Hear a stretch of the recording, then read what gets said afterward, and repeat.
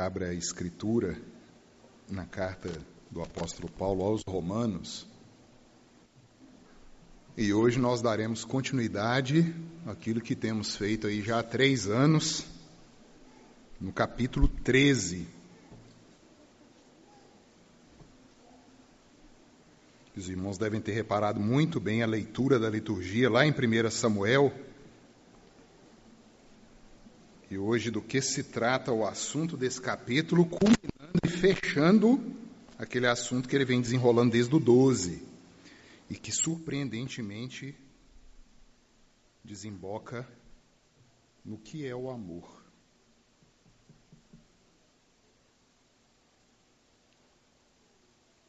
Posteriormente, estou me lembrando aqui da Santa Ceia, mas independente de ser antes ou após a mensagem, sem problema, após a mensagem a gente dá seguimento na ceia do Senhor. Então, Romanos 13, todo o capítulo, eu farei a leitura, peço que a igreja em silêncio preste atenção no que Paulo traz para nós aqui da parte do Senhor. Todo homem esteja sujeito às autoridades superiores, porque não há autoridade que não proceda de Deus. E se as autoridades que existem foram por ele, por Deus, instituídas. De modo que aquele que se opõe à autoridade resiste à ordenação de Deus. E os que resistem trarão sobre si mesmos condenação. Porque os magistrados não são para temor quando se faz o bem, e sim quando se faz o mal. Queres tu não temer a autoridade? Faze o bem e terás louvor dela, visto que a autoridade é ministro de Deus para teu bem. Entretanto, se fizeres o mal, teme, porque não é sem motivo que ela traz a espada, pois é ministro de Deus, vingador, para castigar o que pratica o mal. É necessário que lhes sejais sujeitos, não somente por causa do temor da punição, mas também por dever de consciência. Por esse motivo, também pagais tributos, porque são ministros de Deus atendendo constantemente a este serviço. Pagai a todos o que lhes é devido, a quem tributo, tributo, a quem imposto, imposto, a quem respeito, respeito, e a quem honra, honra. A ninguém fiqueis devendo coisa alguma, exceto o amor com que vos ameis uns aos outros. Pois quem ama o próximo tem cumprido a lei. Pois isto, não adulterarás, não matarás, não furtarás, não cobiçarás. E se há qualquer outro mandamento, tudo nesta palavra se resume: amarás o teu próximo como a ti mesmo. O amor não pratica o mal contra o próximo, de sorte que o cumprimento da lei é o amor. E digo isto a vós outros que conheceis o tempo. Já é hora de vos despertardes do sono, porque a nossa salvação está agora mais perto do que quando no princípio cremos. Vai alta a noite e vem chegando o dia. Deixemos, pois, as obras das trevas e revistamo-nos das armas da luz. Andemos dignamente como em pleno dia, não em orgias e bebedices, não em impudicícias e dissoluções, não em contendas e ciúmes, mas revesti-vos do Senhor Jesus Cristo e nada disponhais para a carne no tocante às suas concupiscências. Vamos orar, irmãos. Pai Santo, nós louvamos o Teu nome e é mais um domingo, Deus, em que o Teu povo se ajunta. Tem misericórdia de nós, Senhor, e dá a entender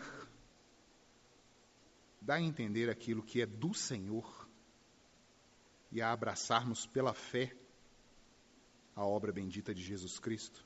E é em nome dele que nós oramos. Amém, Senhor. Irmãos, eu tinha visto há uns meses atrás, eu até comentei aqui, muito de passagem, no sermão passado, que na Índia eu vi um casamento de um senhor, com 2 sapos.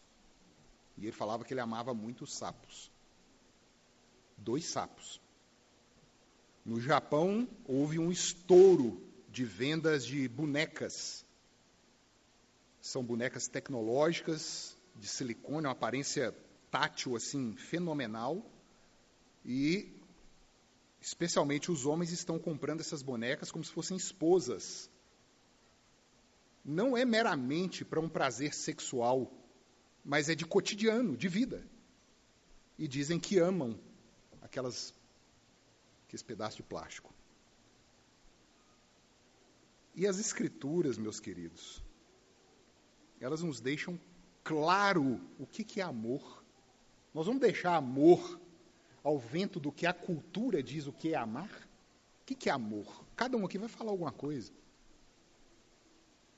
Cada um lá nos outros povos vai dizer, o amor é isso, é aquilo outro. Subjetivismo.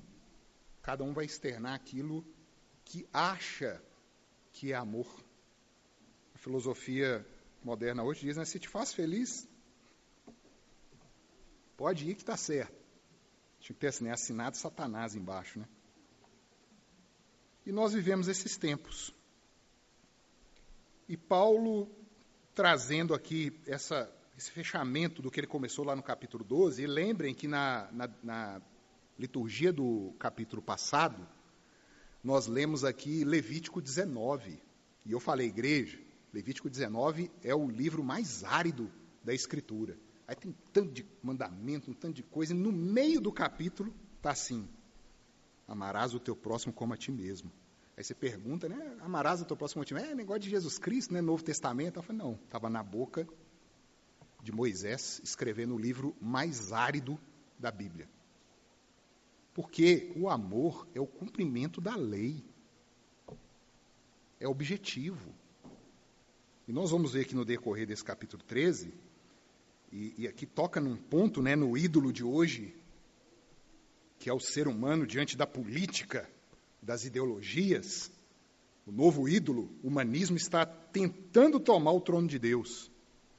E é interessante que Paulo dá uma palavra à igreja na segunda carta aos Tessalonicenses, que tudo aquilo que era digno de culto, tudo aquilo que era digno de adoração, seria tentado se despedaçar e se colocar outra coisa no lugar. E nós vemos claramente hoje o humanismo antropocêntrico tentando tomar o lugar de Deus. Nós considerarmos sermos os próprios deuses dessa era. Mas a mensagem é claríssima. Paulo vem tratando da mudança de mente. Aquele que adentrou o reino de Deus, ele é cidadão de outra pátria. Agora ele foi resgatado do império das trevas, como ele diz, e transportado para o reino do Filho de seu amor. E quando esse cidadão chega nesse novo reino, ele precisa acatar as leis desse reino, sua ética, sua moral. E nós não estamos aqui, como eu também frisei na última pregação, é muito fácil a gente cair num campo moralista. Faça isso, não faça aquilo outro. Campo moralista que os profetas, especialmente Jeremias, condenou veementemente no Antigo Testamento. Deus, na boca do profeta, fala assim, eu estou cansado. Um pouco aqui, um pouco ali, não faça isso, não faça aquilo, não toque nisso, não toque naquilo. A saia tal comprimento, o cabelo tem que ser dessa forma, o batom tem que ser de tal cor. E muitas vezes é o que a gente vê na igreja hoje. E o princípio se perde. O sangue de Jesus é esvaziado, porque é Ele que salva. Não é o que a gente vai fazer aqui em toda essa ética e moral que Paulo nos coloca desse reino. Eu falei na última pregação, estou relembrando aqui, né? A base está posta. Paulo, 1 Coríntios, capítulo 3. Está tudo lá, é Cristo. E se a gente ficar construindo, né, palha, feno, madeira, o que for, pedras preciosas em cima, o dia do juízo vai vir e vai botar fogo nisso tudo. E se não tiver a base de Cristo ali, você cai no inferno. Alguns, Paulo diz, né, vão entrar como que pelo fogo. Eu creio piamente que há irmãos vivendo em determinados enganos que não compromete a mensagem da cruz, mas fica colocando fardos sobre si. O autor aos Hebreus diz assim, depois dele falar da nuvem de testemunha, né, da fé, Fala assim, vamos caminhar, larga todo o pecado, porque pecado tem que ser largado para trás, é pecado. E todo peso, quer dizer, tem coisa que nem pecado é, mas é peso que as pessoas estão pondo. Para que você está carregando isso? Fazer igual o peregrino, né? Larga esse saco para trás aí. E assim é o entendimento correto aqui desse capítulo 12 e 13. É uma série de levantamentos éticos, morais, baseados na expiação do pecado. É o que eu vou fazer agora porque eu sou um salvo, e não o que eu vou fazer para ser salvo. Isso tem que estar posto, e isso tem que estar claríssimo na nossa mente, porque hoje religião virou uma competição. Quem faz mais, quem doa mais, quem ajuda mais, e religião não é isso. Religião é a morte de Deus numa cruz, derramando pecado pela sua igreja. Isso é a religião. E a partir daí nós podemos caminhar nesse novo reino como cidadãos desse novo reino. E não há opção. Nesse reino irão ter muitos intrusos. Jesus fala, a semente é semeada. E só a quarta parte que caiu em terra boa. Muitos ali estão só movimentando, tentando, né, de algum jeito, mas não são cidadãos do reino e vão debandar no devido tempo, como João diz. Saíram do nosso meio porque não eram dos nossos, porque se fossem dos nossos, teriam ficado no nosso meio. Mas para que ficasse claro, é um PowerPoint de João, eu brinco, né? Um versículo, ele aborda o mesmo assunto, 3 perspectivas diferentes. Saíram porque não eram dos nossos, porque se fossem dos nossos não tinham saído, mas para ficar claro que não eram dos nossos, eles foram embora. Mais cristalino do que o PowerPoint de João lá na carta dele, não tem jeito.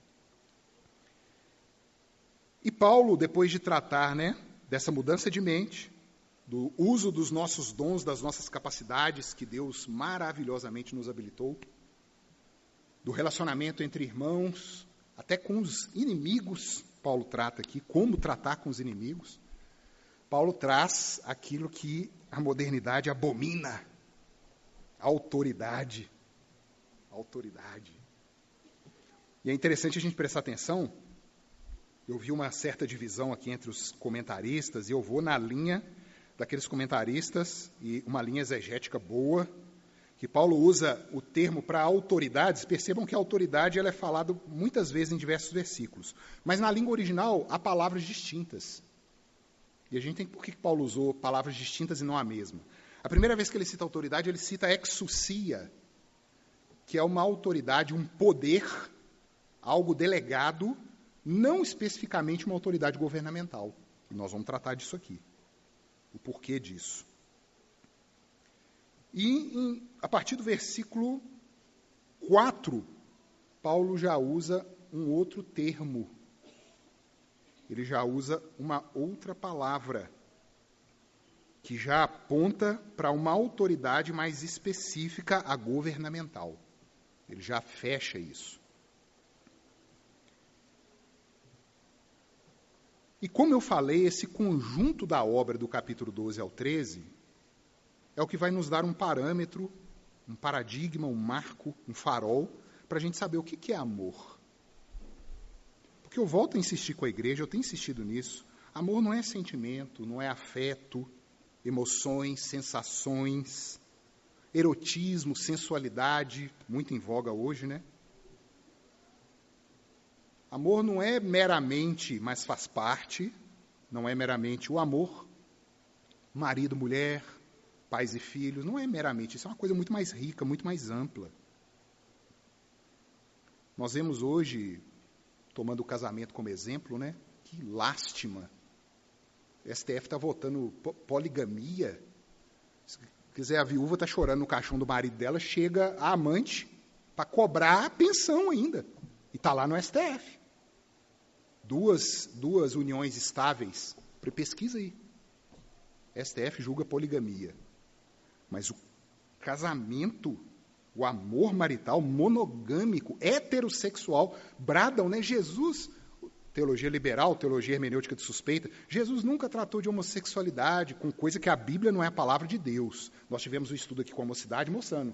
Cristo, me pediram uma palavra, né? Cristo, as profecias de Cristo no Antigo Testamento. Eu falei, não, eu vou levar.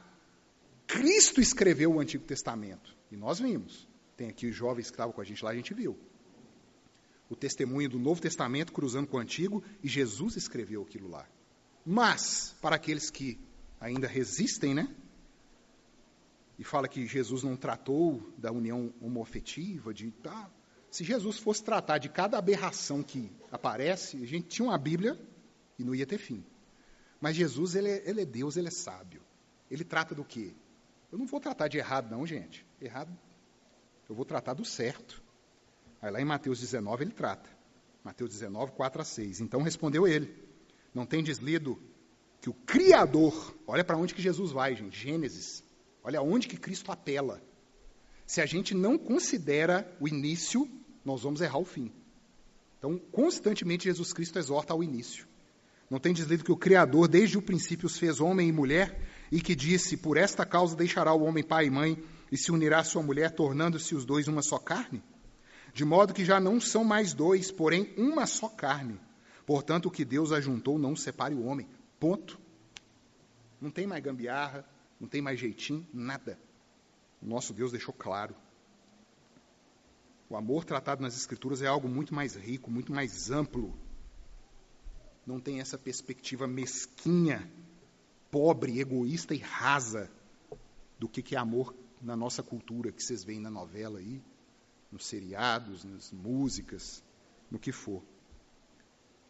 Os nossos símbolos de fé, irmãos, Catecismo Maior, da pergunta 91, a pergunta 153, vai tratar da ética. É a maior porção dos nossos símbolos de fé, tratar da lei de Deus. E as implicações do que é a lei de Deus. Especialmente aqui agora nessa parte, tratando do 5º mandamento. Honrará teu pai e tua mãe, para que se prolonguem os dias na terra em que o Senhor teu Deus te dá. O primeiro mandamento com promessa. Amor é aquilo que Deus diz ser amor. Ele sendo criador, ele sendo soberano, e nós criaturas. Coloque-se nos seus lugares, irmãos. Nós demos as costas para essa realidade que o Senhor cria. E como Paulo diz aqui, nós trazemos condenação para nós mesmos. Nós tentamos viver uma casca, uma ilusão. A gente tenta viver o que não existe, fumaça. Aí vem sofrimento, aflição, remédio, psiquiatra, e vem. E não acha a resposta, por quê? Porque a gente nega. A gente nega isso que a gente cantou aqui. Faz-me, Senhor, andar nos teus caminhos. Aí põe o pé para fora da igreja, parece que fica até endemoniado. É outra pessoa. Aqui dentro está cantando um trem, lá fora é outro. Eu quero ser um vaso novo, me quebra. Olha o que vocês estão cantando, gente, vocês estão orando. Você quer que Deus te quebra mesmo? Estão cantando isso aqui. Esse mundo hoje de relações líquidas, né? Eu gostei desse termo. Eu gosto muito de ler sociologia, antropologia.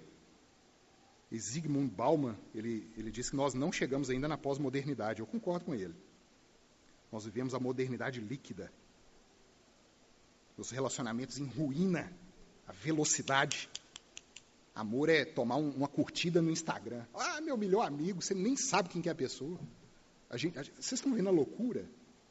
Se entregando a relacionamentos rotos, podres. Essa modernidade líquida que Bauman chamou. O mundo idealizado no Instagram, a filosofia do triunfo do Facebook, né? Todo mundo lá está feliz, contente, todo mundo bonito, todo rindo. O Bruno foi embora, estava passando mal. Fez parte da primeira reunião do conselho. Jadielson, está aqui meu irmão, Ricardo. Estão chegando os pombos sem asa lá. E hoje eles entendem quando a gente fala, o conselho chora, para a igreja não chorar. Bruno falou, gente, mas no Instagram parece que está um negócio. A gente falando de irmãos, casados, estão à beira do divórcio. Mas no Instagram está... É essa, gente. E isso é o que é dito como amor hoje. Que é o que nós estamos querendo combater aqui pela palavra do Senhor. Amor é a grande ideia desse sermão. Amar é cumprir a lei. Você tem cumprido a lei de Deus? Senão você não está amando. Você está imitando o que você está vendo aí fora. E ponto final. E no primeiro ponto que eu quero abordar aqui, amar é reconhecer a autoridade. Isso vai preservar a humanidade. Hoje nós temos, infelizmente, o combate, como eu disse aqui, a qualquer tipo de autoridade.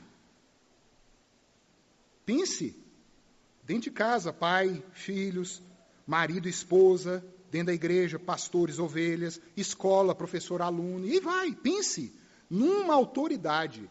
Não existe isso mais, isso é opressivo. Isso é de outros tempos, tempos retrógrados, isso não existe mais.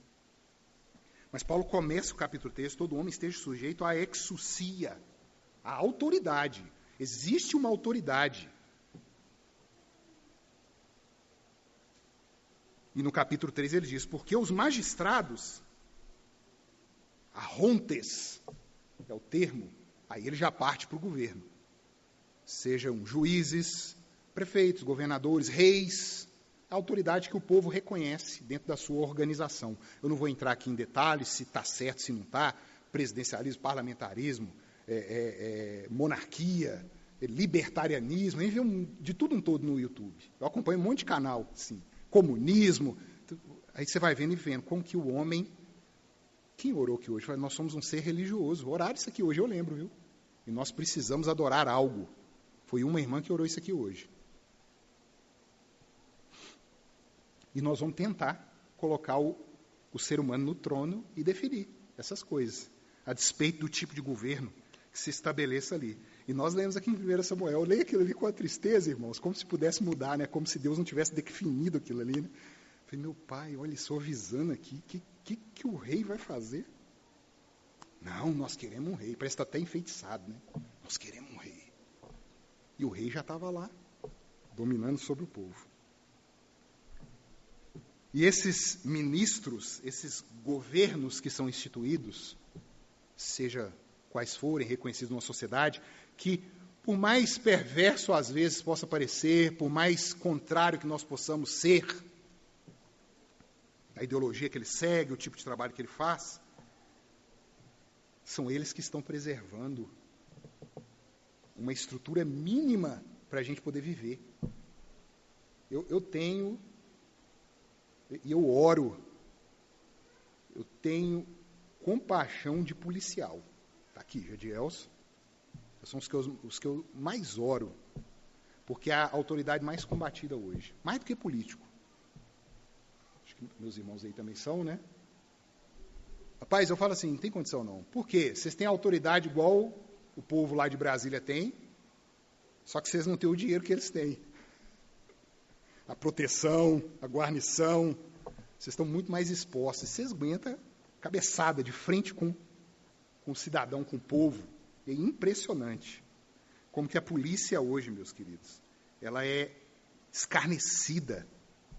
Eu lembro na minha época de menino, gente, eu tenho 42 anos, eu sentado na beira da linha de trem com a turma e tal, passava a polícia, a gente tremia. Quieto e tal, passava, às vezes abordava, nunca tive problema, graças a Deus, é uma coisa que eu falo em casa, abordagem policial é uma coisa assim, Rafael é minha testemunha, Gabriel, vocês estão comigo na moto, o policial abordou, vocês entendam que para aquele policial ali, ele não sabe quem a gente é. Eu já vi programa, eu sou trabalhador, gente, policial não te conhece não, faz o que ele manda, documento, tira a mão, desliga a moto, faz. Você desarma o policial todinho quando você mostra boa vontade. E aí ele conhece, olha, tem um cidadão aqui. Nunca tive um problema com polícia, por não ser arrogante. E glória a Deus que já me pararam e me abordaram. Porque pode pegar um vagabundo nessa hora. Autoridade. Gente, essas autoridades especificamente governamentais, jurídicas, elas são chamadas de diáconos. É interessante isso, né? Diácono. É a mesma palavra dada para o diácono aqui. É a mesma autoridade para conduzir, para gerenciar. E é isso que o mundo está ruindo, está querendo destruir.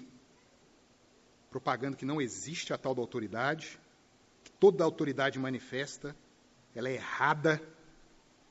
Isso não é novo, queridos. Lá na Reforma Protestante, Calvino já comenta que o próprio entendimento judaico, eles fazendo as análises dos textos, né, da promessa de Deus, de mandar um Salvador, de mandar um Redentor, o judeu, ele tinha pavor de Roma, ele não aceitava, já naquela época.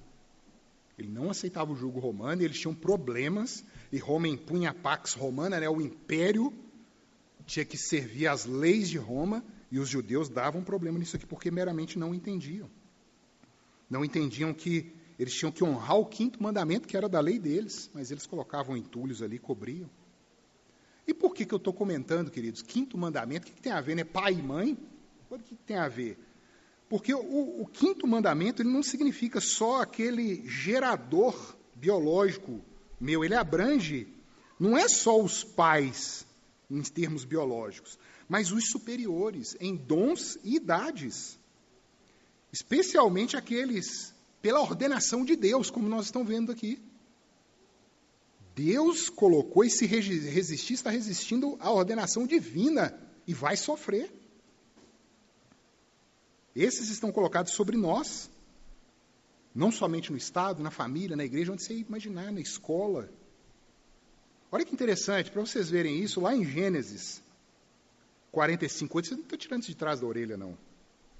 Assim, não fostes vós que me enviastes para cá, palavra de José aos irmãos dele, e sim Deus, que me pôs por pai de Faraó. Mas José não era pai de Faraó, não, hein? Certamente Faraó devia ser até mais velho que ele, que José era novo. Mas ele registra. Deus me pôs por pai de Faraó.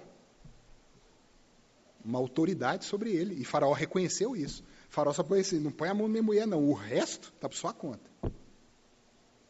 Era isso.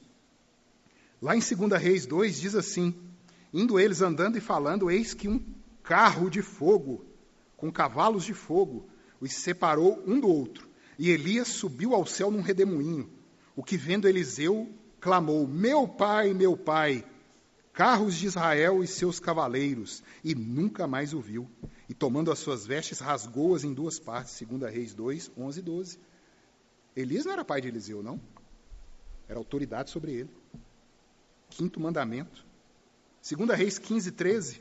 Então se chegaram a ele os seus oficiais e lhe disseram, isso aqui é Naamã. Naamã, macho com o profeta, que vai lá, lava lá no rio lá e resolve sua vida. Aí o Naamã, né, soldado general do exército. O que esse cara está pensando que eu sou? Se fosse para mergulhar em água, eu tinha mergulhado lá no rio Quebar, que é muito mais limpo que o Jordão. Aí os soldados dele, né, os comandados, meu pai, se te houvesse dito o profeta alguma coisa difícil, acaso não o farias? Quanto mais, já que apenas te disse, lava-te e ficarás limpo. Os soldados de Naamã se dirigem a ele como meu pai. Então a autoridade é muito mais, meus queridos. Eu vou fazer um pedido para a igreja, leiam símbolos de fé, por favor. Vocês vão ver como que a vida fica mais fácil. Como que a rebeldia nossa ela vai sendo abrandada. Você vai entendendo coisas e o Espírito Santo opera, há uma promessa. E a gente passa a sofrer menos com o governo, com as autoridades, juízes, STF. Você passa a sofrer menos, porque você sabe que Deus está mandando aquilo ali. Vem da parte de Deus. 1 Timóteo 5:2, não repreendas ao homem idoso. Antes, exorta-o como pai. Aos moços, como a irmãos. Às mulheres idosas, como a mães. A moças, como a irmãs, com toda a pureza. Palavra de Paulo a Timóteo. Esse é o alcance geral do quinto mandamento. É o cumprimento dos deveres que mutuamente nós temos uns para com os outros e nas diversas relações entre inferiores, superiores, iguais. Nós temos hierarquia, essa igreja crê nisso. A fé bíblica ordena que se creia nisso.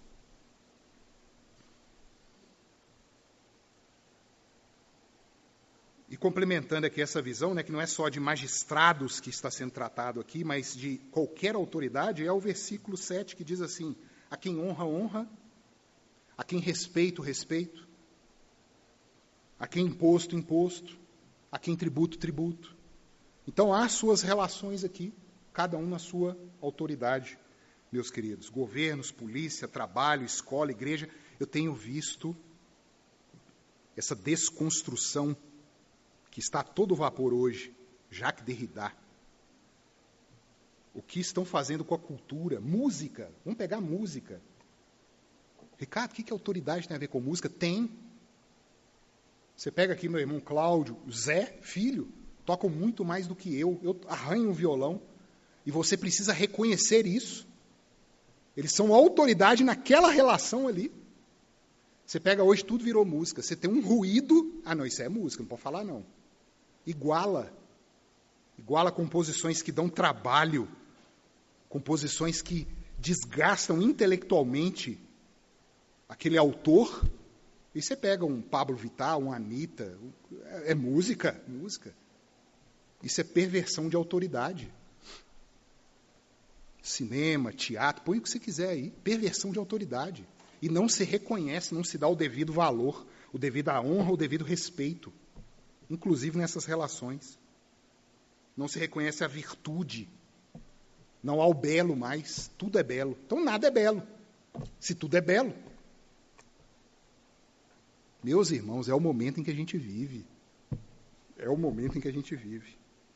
Satanás, ao longo da história, ele vem envidando esforços para destruir a civilização, e a autoridade é um desses pilares.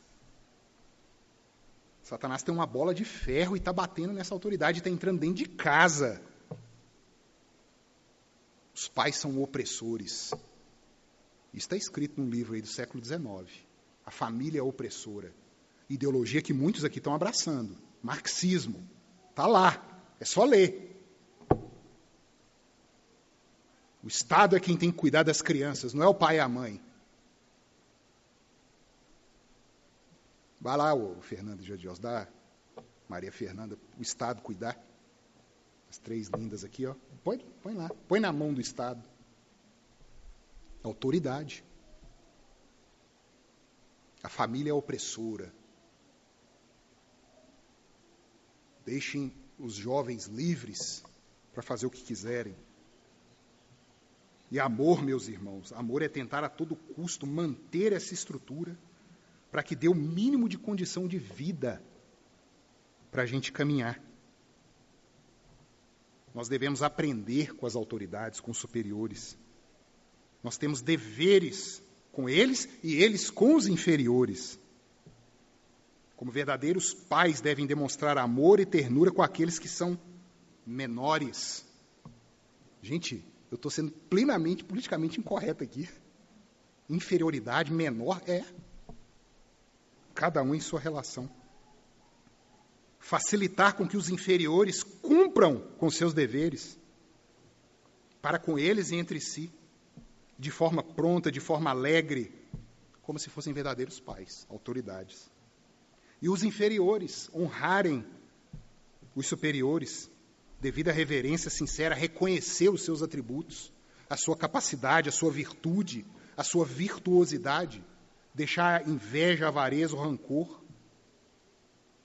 manter a autoridade, abandonar toda a negligência. Irmãos, isso aqui me açoitou tanto, até 1 ano e meio, 2 anos atrás, quem me acompanhava nas redes sociais via. E eu batia pesado, eu falava pelos cotovelos. Eu falei, meu Deus, e crente, hein? Parei com isso, falei, não vou fazer isso mais. Graças a Deus tem uns 2 anos. Se eu for usar a rede social, batendo boca com os outros por causa de político, e você vendo crente pegando fogo, e o ímpio rindo daquilo ali, irmãos brigando entre si. Hoje eu uso basicamente rede social para postar versículo bíblico. E acabou.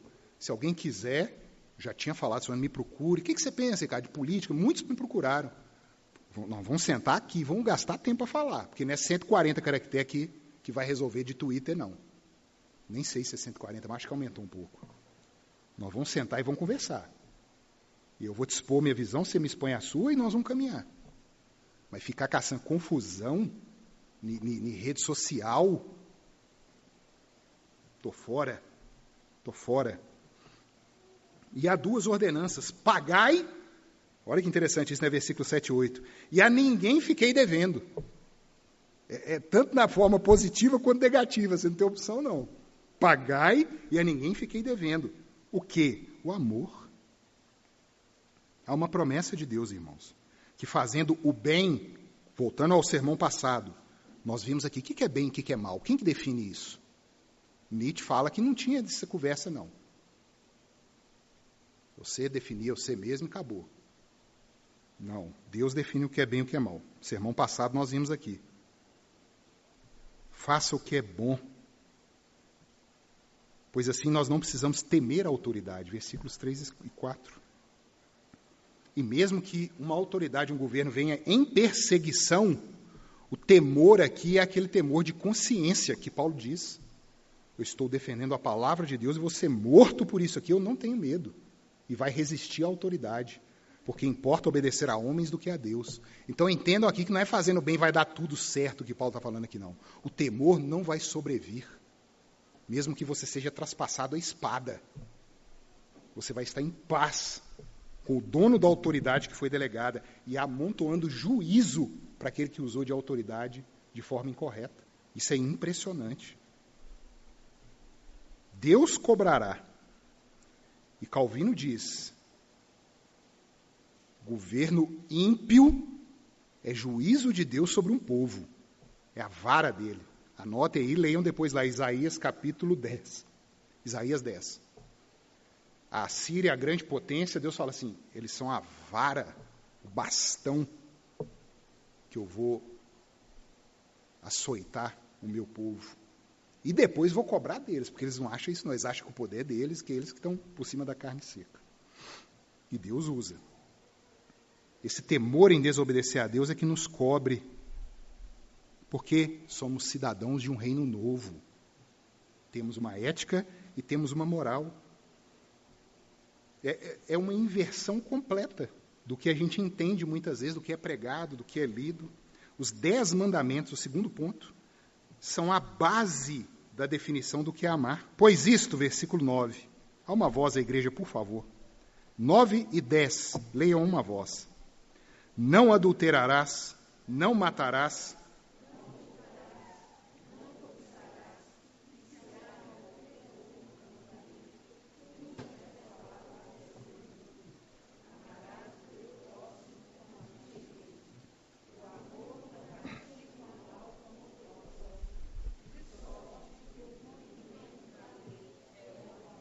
Meus irmãos, o cumprimento da lei é o amor. Para de falar mal dos outros.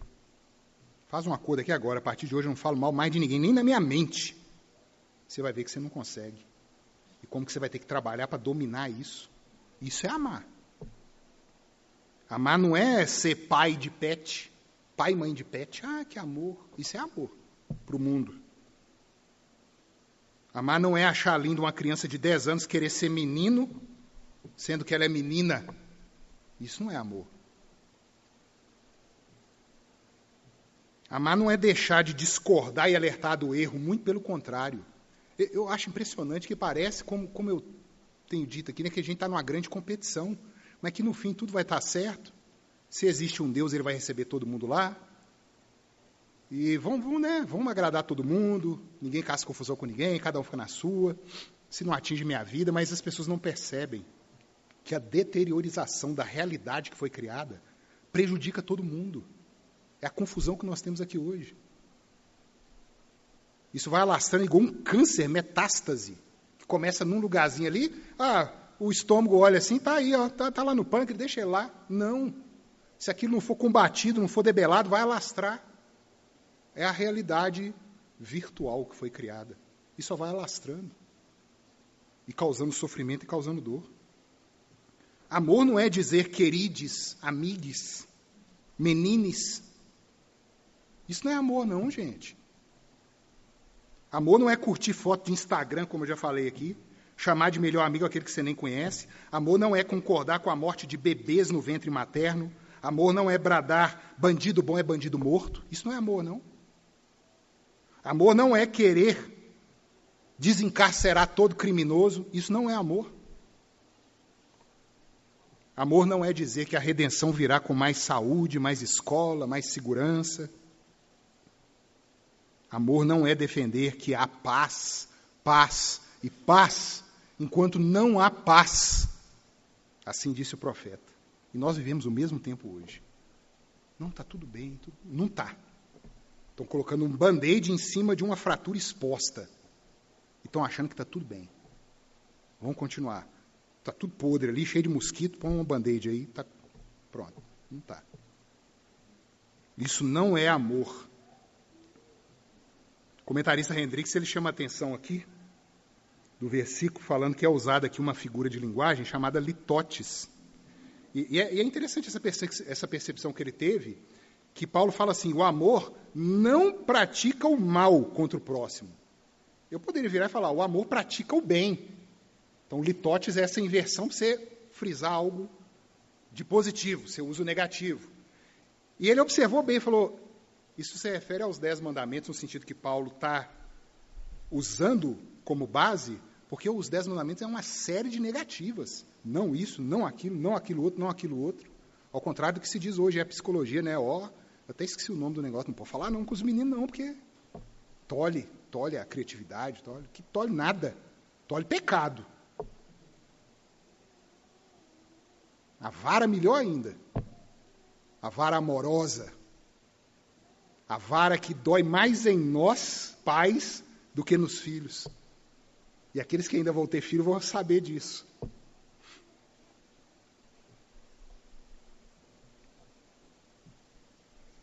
Não adulterarás, não matarás, não furtarás, não cobiçarás. Ou se há qualquer outro mandamento nisso tudo, o que é isso? Amarás o teu próximo como a ti mesmo. O fariseu tentou cercar Jesus. Mestre, qual que é o mandamento? Amarás o Senhor acima de todas as coisas, com toda a tua alma, entendimento, coração, tudo. E semelhante a este, ao próximo como a si mesmo. Disso depende toda a lei e os profetas. Ninguém gosta de ler essa parte, né? Lei e profetas, como expliquei aqui no sermão passado, todo o Antigo Testamento.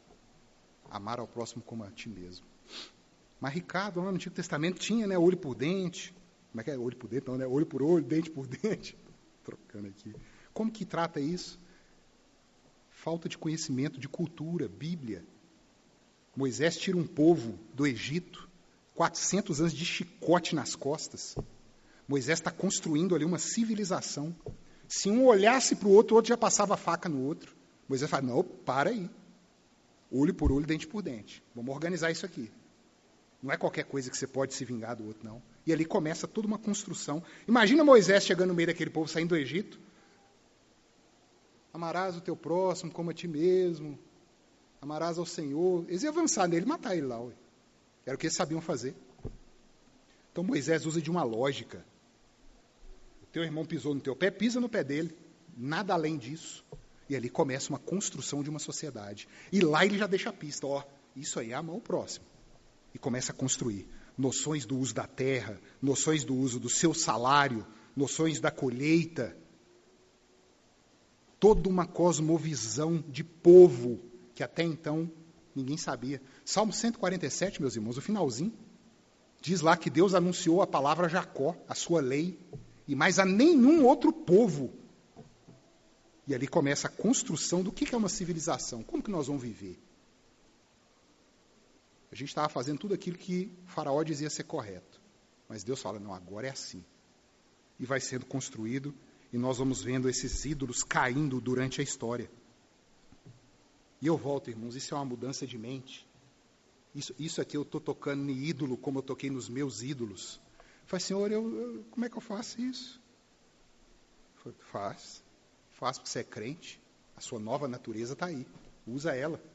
Ora, chora, briga com Deus, mas faz.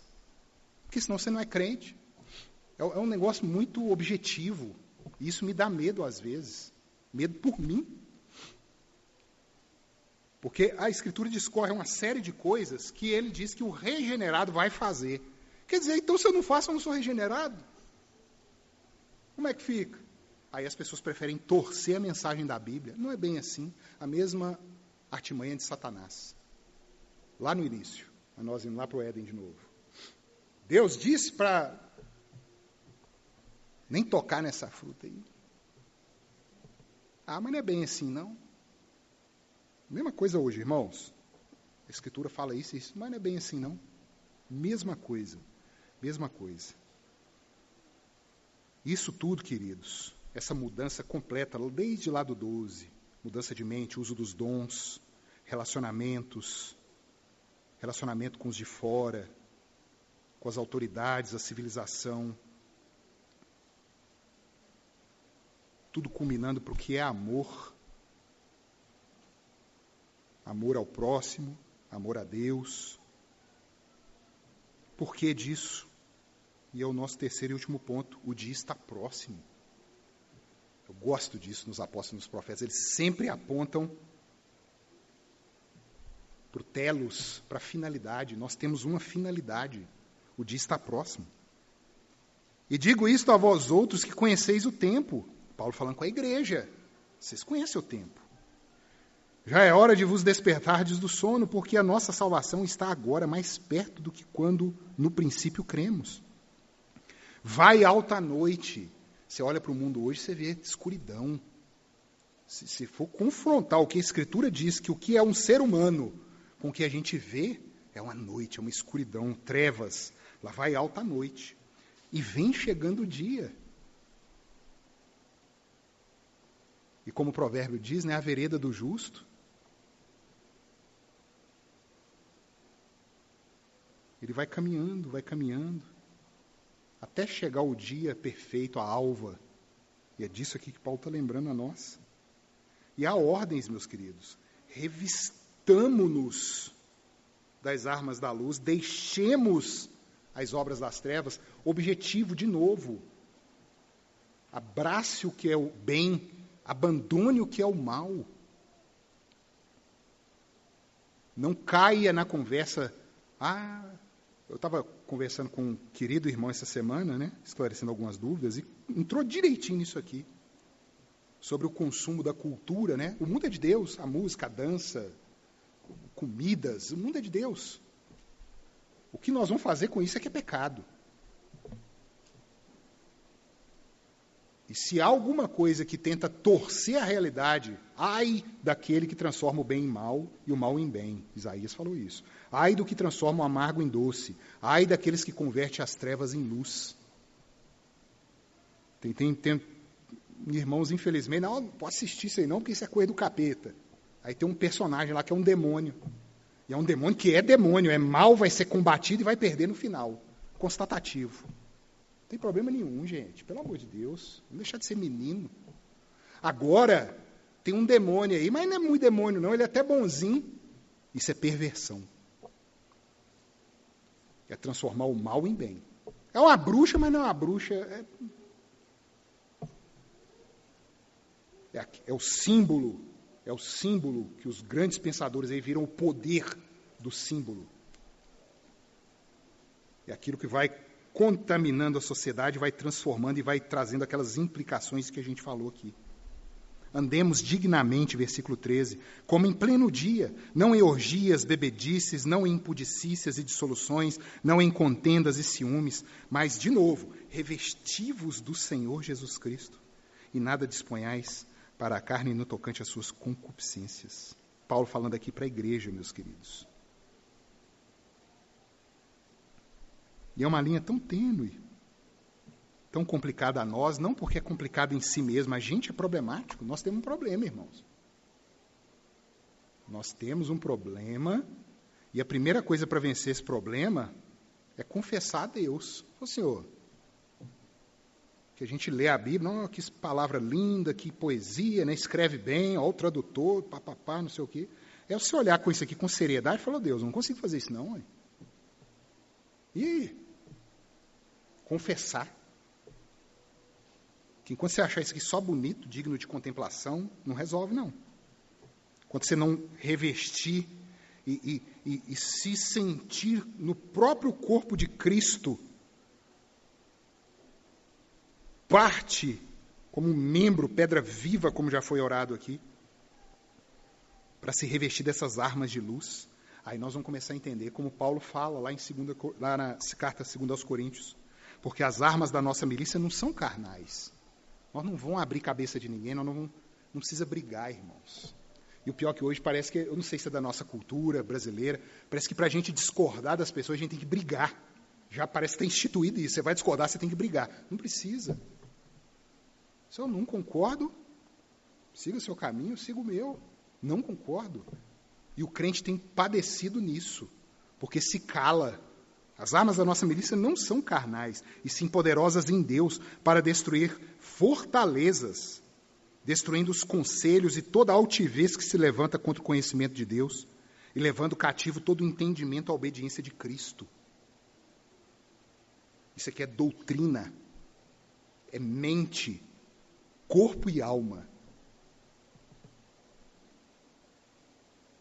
Nós temos um dono, nós somos comprados. Enquanto os nossos pensamentos não se alinharem ao pensamento do nosso dono, nós vamos bater cabeça. Nós vamos trazer sofrimento, nós vamos trazer desânimo. Quem sabe nem entender a mensagem do Evangelho, a gente entendeu ainda. Mudança de mente, lá no versículo 1 do capítulo anterior. Modo de vida. Sem usos, sem costumes, sem definir tamanho de cabelo, de saia, de calça, paletó de tal cor, mas princípios extraídos da lei de Deus que grita dentro do coração. Todo homem a carrega e que agora ela é lapidada, ela é moldada pelas Escrituras que objetivamente nos dizem o que fazer. E só assim, meus irmãos, com esse pensamento do que é amor, nós vamos poder entender que o mundo está doente. E como Cristo disse, casarão, se darão em casamento, comendo, bebendo, até que venha o dia da sua repentina volta como um ladrão. E isso vai se cumprir. E aquele que estiver fora do sangue de Jesus responderá pelos seus atos. Assim como Cristo respondeu pelos nossos, que reconhecemos o nosso erro, a nossa falha e buscamos seguir aquilo que Deus diz ser o que é bem, e não o que o mundo diz o que é bem. Vamos nos pôr de pé, irmãos? Eu farei uma oração e peço que o reverendo Dercy depois conduza a ceia do Senhor. Vamos orar. Santo Deus, nós bendizemos a Ti, dando graças, Pai. Graças pela palavra que nós temos, Senhor. O Teu Cristo foi, nessa terra, o que mais defendeu a Tua Escritura. E aquilo era o Antigo Testamento, o Novo nem existia ainda. E Ele diz que a lei, os profetas, os salmos falavam dele. Ele fala isso no caminho de Emaús. E aqueles homens diziam, não nos ardia o coração quando ele falava da lei do Senhor, da palavra que restaura a alma, que é luz. E essa é a sua lei para nós hoje, Deus. Ela é bênção. Ela nos norteia, ela nos guia, ela não nos condena mais. Porque nós mudamos, nós reconhecemos e voltamos a Ti em arrependimento, clamando misericórdia. E reconhecendo que muitas vezes ainda quebramos, Deus, porque o Senhor requer perfeição do cumprimento da Tua lei. E o Teu Filho é o único que pode fazer isso. Ajuda, Pai, a cada um aqui presente a entender isso, que há um legislador, há um Criador, e que há um caminho que chegará um dia ao fim. E o grande tribunal que a Escritura mostra, de Gênesis a Apocalipse, nós estamos em um grande tribunal. Tribunal que a própria natureza testemunha contra nós, o que nós fazemos nesse mundo. Ajuda a cada um aqui a entender isso e a voltar a Ti, e a ter paz com o Senhor, reconciliados mediante o derramar do sangue puro do Cordeiro Imaculado. Aquilo que era oferecido lá atrás, como vimos aqui, como um símbolo, como um sinal da própria vinda de Deus em carne, derramando sangue pela igreja dele. Conduza-nos agora, Deus, para lembrarmos desse sacrifício, comendo do próprio corpo do Senhor e bebendo do seu sangue, de uma forma mais real do que se fosse um canibalismo, Pai. É mais real do que isso. É onde o céu e a terra se juntam, e que somente o Teu Cristo pode fazer. A razão e a matéria, o mundo das formas e a substância. É o Senhor quem junta. na pessoa do teu Cristo, ao qual nós vamos celebrar aqui agora a sua morte, ressurreição e a sua volta. E é em nome dele, Pai, que nós oramos, pedindo perdão pelos nossos pecados. Amém.